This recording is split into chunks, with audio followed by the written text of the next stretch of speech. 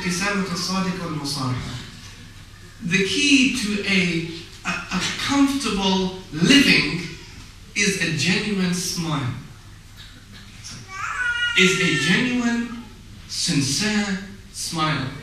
When Sayyidina Aisha was asked, right, radiyallahu anha, بأي شيء, with what thing did our Prophet ﷺ begin with in his day? When he entered his home or when he woke up, what was the first thing he would do? And she said two things.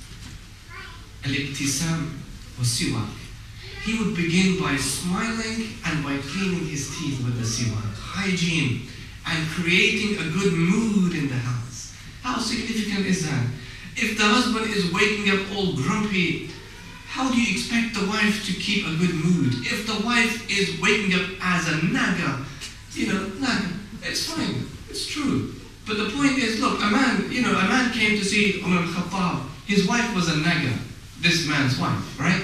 He said, I'm going to Amir al-Mu'mineen to complain about my wife because she nags and nags and nags. And no offense to our sisters, because I'm sure men are perfectly able naggers at the same time. I'm going to Amir al-Mu'mineen. He knocks on his door, the Khalifa's door. When he knocks on the Amir al-Mu'mineen's door, what does he hear? He hears Umar's wife nagging inside the house. And he said, you know what? This is not going to work. Because he hears the Khalifa's wife nagging to Umar, and Umar is Amir al-Mu'mineen. And so he listens for a while, then he goes back. But he had already knocked on the door. So after some time, Umar comes out, and he opens the door, and he sees the man in the distance, and he calls him back, come back, come back. He says, yes, how can I help you? He says, no, it's okay. It's okay.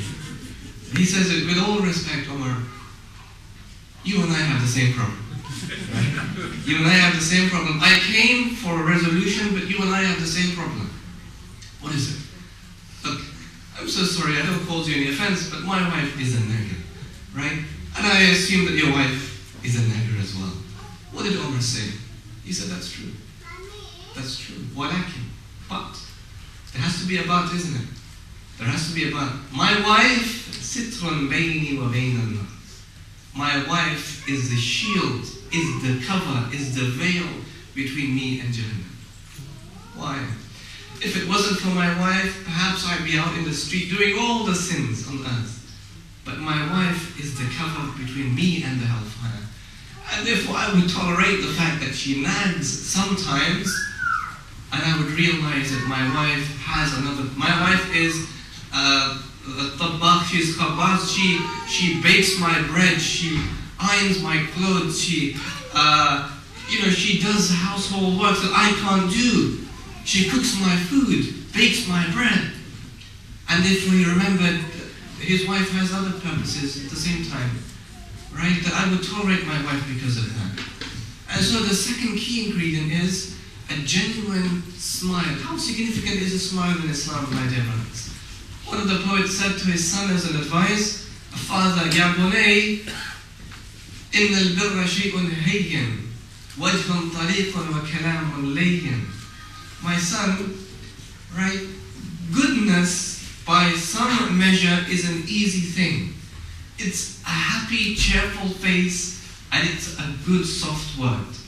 Right, in the hadith, تَبَسَّمُكَ فِي وَجْهِ أَخِيكَ صَدَقَةً. Smiling in the face of your brother is an act of charity. Right, in one hadith that don't belittle any ma'ruf. Right, وَلَوْ أَن تَلْقَ أَخَاكَ بِوَجْهٍ طَلِيقٍ. Even meeting your brother with a cheerful face, how much more so inside the home. Right, in the presence of your wife and your children, to create this good mood and atmosphere in the house. Right, so the key to a good marriage, a happy living, is a genuine smile.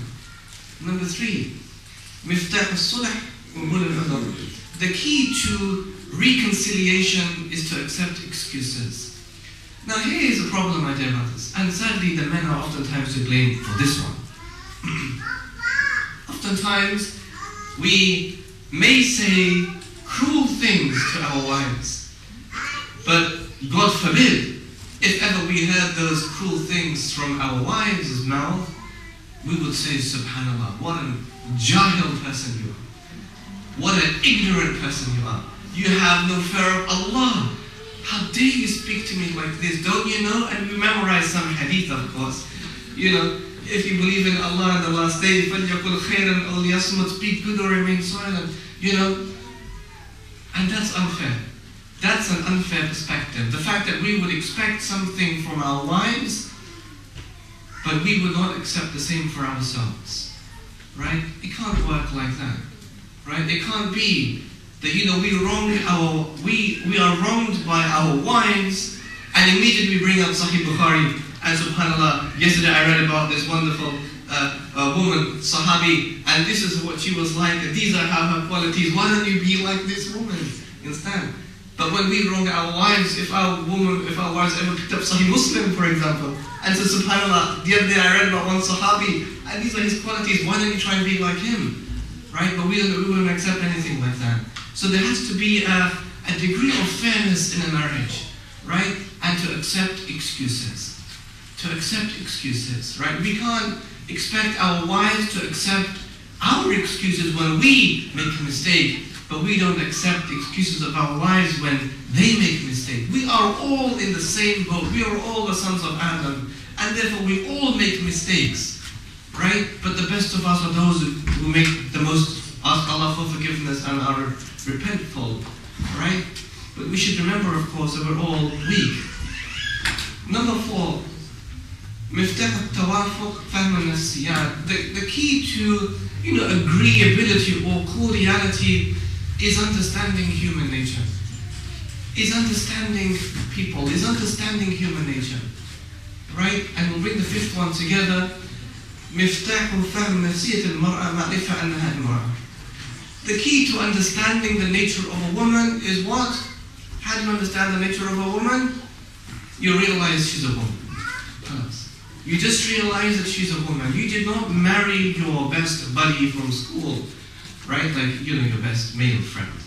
You didn't marry your fellow man from the Companions of the Mosque organization, right? And now that's your wife. No, you've married a woman, and she's a different species altogether, isn't it? And men, of course, are different species altogether. Allah created us entirely different people.